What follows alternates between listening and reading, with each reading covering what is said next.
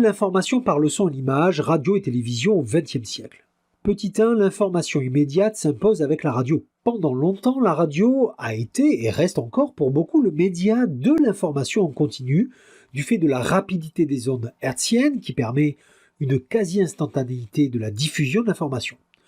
En France, la radiodiffusion est née en 1922 avec l'installation d'une antenne radiophonique sur la Tour Eiffel. Dans cette époque, un des événements majeurs qui fait prendre conscience de la puissance et du rôle joué par la radiodiffusion fut, en mars 1938, la diffusion en direct, c'est-à-dire dans l'immédiateté, de l'annexion de l'Autriche par l'Allemagne nazie, durant lequel le journaliste raconte alors l'événement au téléphone. Depuis la libération, la radio s'est généralisée dans les foyers.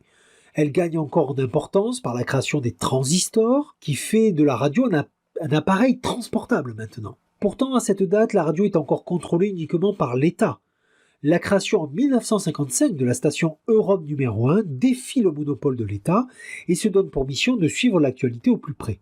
À partir de là, le nombre de stations de radio ne cesse de progresser et de se diversifier, notamment à partir de la création des radios libres en 1982. Petit 2, avec la télévision, l'émotion et le spectacle des images s'ajoutent au direct. La télévision s'installe progressivement dans le paysage médiatique français au cours des années 50 et de la décennie suivante. Dans les années 60, 70% des ménages sont équipés en récepteurs de télévision. L'État cherche alors à s'assurer le contrôle de ce nouveau média par la création de RTF, dit Radiodiffusion Télévision Française, créée en 1949 et remplacée par l'ORTF en 1964. En juin 1949, le premier journal télévisé est diffusé.